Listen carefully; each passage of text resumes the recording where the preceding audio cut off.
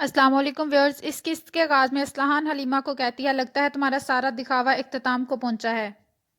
حائمہ خاتون کہتی ہے بس کرو، ارطغرل صاحب وہ کریں گے جو ضروری ہوگا، یہ آپ سب کا مسئلہ نہیں ہے، اب سب کو اپنے اپنے کام پر توجہ دینی چاہیے۔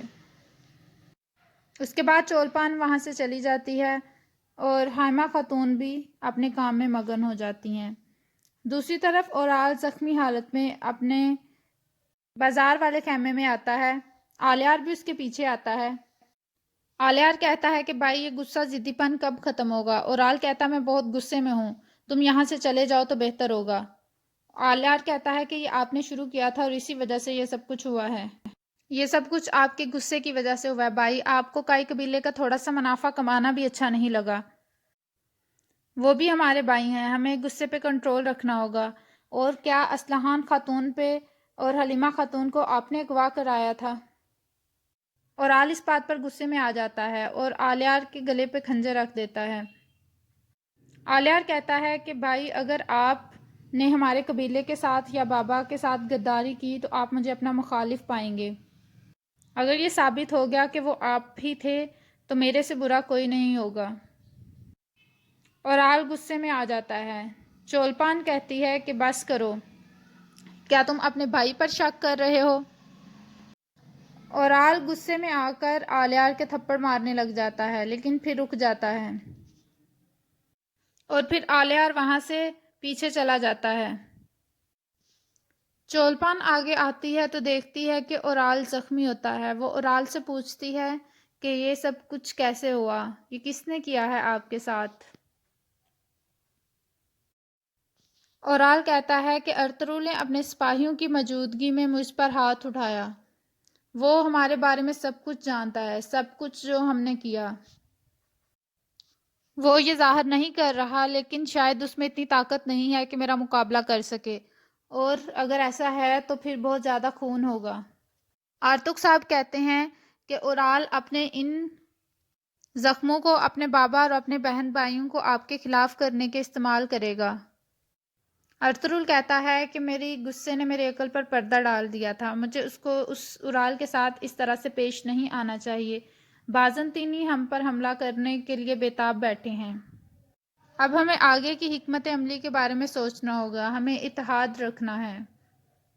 دوسری طرف اورال چولپان کو کہتا ہے کہ ہمیں گورنر سے ملنا ہے۔ چولپان اس بات پر رونا شروع ہو جاتی ہے اور وہ کہتی ہے کہ میں اپنے بابا کے قاتلوں کے پاس کیسے جاؤں؟ اورال کہتا ہے کہ یہ ہماری مجبوری ہے، ہمیں ہانلی بازار اور یہ سرائے واپس لینے کے لیے گورنر کی مدد چاہیے ہوگی۔ چولپان کہتی ہے کہ ان دو غداروں نے میرے سامنے جب میں چھوٹی تھی تو میرے بابا کو قتل کر دیا تھا، اب آپ مجھے یہ بتا رہے ہیں کہ ہمیں ان کے ساتھ ملنا ہے، میں نے اپنے بابا کے قتل کا بدلہ اپنے دل میں جیسے بھوک کو پالتے ہیں اس طرح سے پالا ہے، لیکن میں آپ کی خوشی کے لیے ان کے دسترخوان پر بیٹھوں گی۔ اور یہ کہنے کے بعد وہ رونا شروع ہو جاتی ہے اور اورال اس کو گلے لگا لیتا ہے۔ دوسری طرف ارطغرل ایک نقشہ سامنے رکھ کر بیٹھا ہوتا ہے اور ترگت کہتا ہے کہ اس کے مطابق قلعے کے لوگ اپنے کھانے کے لیے ہانلی بازار پر منحصر ہیں، وہ اپنے کھانے کی تمام چیزیں ہانلی بازار سے منگواتے ہیں۔ آرتک صاحب کہتے ہیں کہ پھر اس کی وجہ سے وہ بھوک میں مر جائیں گے۔ ارطغرل کہتا ہے کہ وہ ضرور نیکیا سے اب اپنے کھانے کے انتظامات کروائیں گے، بظاہر گورنر یہ چاہتا ہے کہ میں قلعے میں آ کر اس سے ملوں۔ آرتک صاحب کہتے ہیں کہ بظاہر پوری دنیا ہمارے مقابلے میں آ گئی ہے، ایک طرف سعادتین کوپیک ہے، ایک طرف اورال اور دوسری طرف یہ گورنر۔ بمسی کہتا ہے کہ ہم ان سب سے مقابلہ کرنے کے لیے تیار ہیں اللہ کی مرضی سے۔ ارطغرل کہتا ہے ہاں ہم مقابلہ کرنے کے لیے تیار ہیں۔ اس کے بعد ارطغرل کہتا ہے کہ گورنر چاہتا ہے اگر میں قلعے آؤں تو میں قلعے جاؤں گا اور وہاں جا کر دیکھوں گا کہ گورنر کا مسئلہ کیا ہے آخر۔ ارطغرل کہتا ہے دن بدن ہماری جنگوں میں اضافہ ہوتا جا رہا ہے۔ اس کے بعد وہ بمسی اور دندار کی ڈیوٹی لگاتا ہے کہ وہ بازار کی طرف آنے والے تاجروں کی حفاظت کریں گے اور خود وہ ترگت اور عبد الرحمن کے ساتھ قلعے جانے کی تیاری کریں گے۔ دوسری طرف ویسولس کمانڈر کے لباس میں ملبوس قلعے میں آتا ہے اور وہ گورنر کے کمرے میں جاتا ہے۔ وہ گورنر کا ہاتھ چوم کر گورنر کو بتاتا ہے کہ ارطغرل اب اس قلعے میں کیا کرنے آ رہا ہے۔ وہ اس قلعے میں آئے گا۔ دوسری طرف سلطان منگولوں کی جنگ کے درمیان گرے ہوئے ہیں، اور ادھر ارطغرل جاودار قبیلے کے ساتھ اپنی تمام شرائط منوانے کے قابل نہیں ہے۔ ان کا جاودار قبیلے کے ساتھ جھگڑا چل رہا ہے۔ پھر ویسلس گورنر کو بتاتا ہے کہ اب اورال اس چاہ میں ہے کہ وہ ہانلی بازار کو اپنے قبضے میں لے آئے، اور اس کے لیے وہ سب کچھ کرنے کو تیار ہوگا۔ گورنر کہتا ہے کہ تم نے جس طرح سے ٹیمپلرز کو کسی بھی فوجی نقصان کے بغیر ہرایا ہے اور ان سب کو ختم کیا ہے، مجھے تم پر فخر محسوس ہو رہا ہے۔ اب میں یہ سوچ رہا ہوں کہ تم ارطغرل کے ساتھ کیا کرنے والے ہو۔ تم یقیناً ایک بہترین منصوبے کے ساتھ یہاں پہ ہو۔ پھر اس کے بعد ویسلس گورنر کو بتاتا ہے کہ وہ جلد یہاں ہوگی۔ گورنر کہتا ہے کون؟ ویسلس بتاتا ہے کہ آپ کی بیٹی ہلینا یہاں پر پہنچنے والی ہے۔ گورنر کہتا ہے تو اچھا، وہ اپنے بوڑھے بابا کو اب دیکھنے آنے والی ہے۔ میں نے اسے بہت یاد کیا ہے۔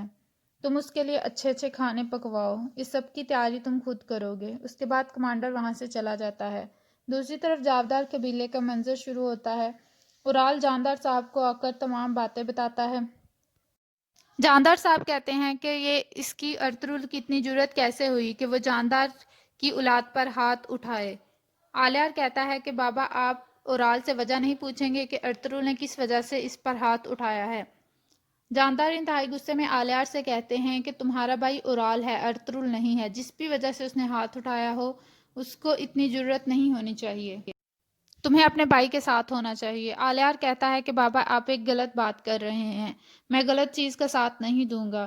جاندار صاحب کہتے ہیں کہ تم اپنی روایات شاید بھول رہے ہو۔ وہ ارطغرل ہماری زمینوں کو تقسیم کر دے گا۔ تم کس اتحاد کی بات کر رہے ہو؟ ارطغرل تم دونوں کو آپس میں لڑوا رہا ہے۔ چولپان کہتی ہے کہ بابا ٹھیک کہہ رہے ہیں، اس کمینے نے دونوں بھائیوں کے درمیان نفرت بھر دی ہے۔ جاندار صاحب آلیار کو کہتے ہیں کہ تمہیں ہمارا ہر غلط عمل غلط لگ رہا ہے۔ تم آخر ہمیں کیا سمجھ رہے ہو؟ آخر تم چاہتے کیا ہو؟ تم ارطغرل کی کٹ پتلی بن چکے ہو۔ تم کس اتحاد کی بات کر رہے ہو؟ وہ ہماری زمینیں ہم سے حاصل کرنے کی کوشش میں ہے۔ دوسری طرف چولپان اسلحان کو کہتی ہے کہ ارطغرل نے بہت غلط کیا ہے تمہارے ساتھ، اس نے تمہارا غرور چھینا ہے تم سے۔ اسلحان اس بات پر رنجیدہ ہو جاتی ہے کیونکہ وہ دل سے چاہتی تھی کہ وہ ارطغرل سے شادی کرے۔ اسلحان کہتی ہے کہ اس نے جو بھی کیا اسے اس کی قیمت چکانا پڑے گی۔ اس کے بعد اسلحان غصے سے وہاں سے اٹھتی ہے اور خیمے سے باہر چلی جاتی ہے، اور پھر وہ آلیار کے پاس جاتی ہے اور آلیار کو کہتی ہے کہ تم کس اتحاد کی بات کر رہے ہو؟ تم ایسے شخص سے تعلقات بڑھا رہے ہو جس نے تمہارے بابا، تمہاری بہن کی عزت کو رون ڈالا۔ آلیار اس بات پر افسردہ ہو جاتا ہے اور وہاں سے چلا جاتا ہے۔ پھر جاندار اورال کو کہتے ہیں کہ بہت ہو گیا، جو کرنا تھا ارطغرل نے کر لیا، اب میں سرائے جاؤں گا اور اس سے اس سب کی قیمت وصول کروں گا۔ اورال کہتا ہے کہ بابا ہم ارطغرل کو مزید ہمیں دھمکانے کی اجازت نہیں دے سکتے، اور پھر کہتا ہے کہ اگر آپ اجازت دیں تو میں چولپان خاتون کے ساتھ قلعے میں جاؤں گا اور ان سے اپنے قرضوں کی بات کروں گا۔ ہم ارطغرل کی وجہ سے گورنر کے ساتھ اپنے تعلقات خراب نہیں کر سکتے اور اپنی تجارت کو بند نہیں کریں گے۔ ہم اپنے رزق کو لات نہیں ماریں گے۔ جاندار صاحب کہتے ہیں جتنا جلدی ممکن ہو سکے تم ان مسائل سے نپٹو۔ اورال کہتا ہے کہ ہم قلعے میں جائیں گے اور گورنر سے یہ بھی کہیں گے کہ وہ ہمارے ساتھ اب براہ راست تجارت کرے گا۔ ہم ارطغرل کو اپنے بیچ میں نہیں لائیں گے اور نہ ہی ہانلی بازار کو اپنے بیچ میں لائیں گے۔